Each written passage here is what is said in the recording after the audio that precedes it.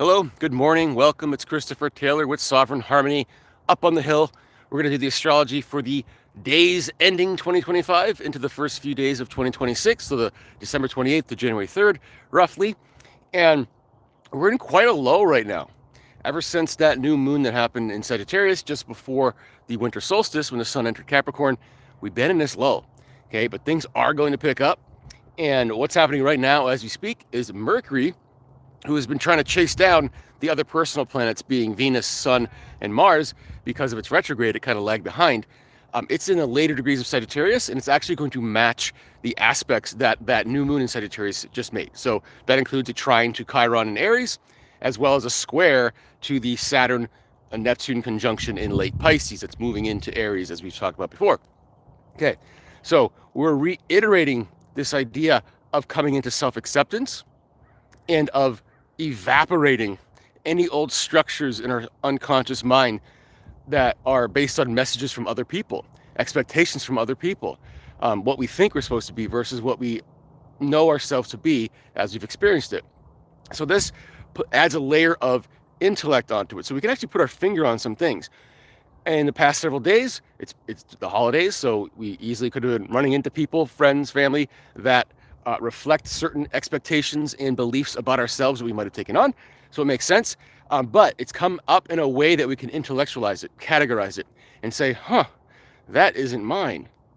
Wow. And in the lightness that can come from that evaporation is really what we're here to clear out right now. So that's why we're in this low, to get that clearing, to evaporate the old structures, because this brand new structure on a societal level is coming here in February with the Saturn-Neptune conjunction at 0 degrees Aries. So it's going to be a whole new situation. I'm going to come out here in a few days, New Year's Eve, do a special specifically on this transition from 2025 to 2026, so I don't get too hung up on it here this week. But yeah, going back to this week, a nice little low. Okay, we've got the new year coming in on Thursday. That'd be January 1st on Thursday. And with that, we're switching from a 9-year, which is endings, to a 1-year, which is beginnings. Okay, and so the stage is being set for a very different year, again, that I'll talk about in a few days. With that, Mercury is going to enter Capricorn, so it's starting to catch up to those other personal planets, and it will actually in January, okay? But when we get to the end of the week, Chiron in Aries is actually turning direct, okay? And it's turning direct and still in a decent orb, or a number of degrees away from Jupiter in Cancer, so that square is pulling apart, but this, as it moves direct, within a couple degrees of that square, it kind of signifies the ending of that relationship. Okay, so it's been all about growth through vulnerability. Okay, and if we go back to 2018, that's when Chiron entered Aries, and that was actually a 2-year. So the last 1 year was 2017. So 2017 to 2025, cluster that as a 9-year period that we're ending now. And a big part of that 9-year period has been Chiron in Aries. So this idea of coming into self-acceptance, coming into more confidence and forgiveness, self-forgiveness, and this idea that we are capable, even if their messages have told us that we're not, okay? And so really coming into ourselves in this last 9-year phase. And the next 9-year phase is going to really ask us to jump into ourselves, really to open up our vessel as we're, emptying out and clearing things out now, so that our entire soul selves can live here, okay? So a lot more of us wants to experience life here that has been allowed to, or that we have allowed to. And this Chiron in Aries experience going back to 2018, and really a big part of that 9-year period they were ending, has been about digging into that, discovering who we are, so that we can utilize that going forward, because there's going to be a lot more self-responsibility associated with the structure of society coming up here. Very different than what we're in now. It'll take some months to unravel and unfold, but it's certainly going to be present. Okay, and again, we'll talk about that in a few days. On the heels of that Chiron direct on Friday, we have a full moon in Cancer. Okay, so this full moon in Cancer will be late Friday night, early Saturday morning, depending on where you are. And it is going to be very close, in a wide orb to Jupiter, so somewhat pulling in that Jupiter in Cancer and that square that it's keeping with Chiron that just went direct. So we're ending that chapter. We're culminating, again, that chapter of growth through vulnerability, okay? And opposing that moon, which is really interesting, is we've got the sun. Obviously, the sun's always going to be opposing the moon during a full moon, but we have Venus and Mars very close to the sun. In fact, next week, the big theme is going to be this triple conjunction between Venus, Mars, and the Sun in Capricorn.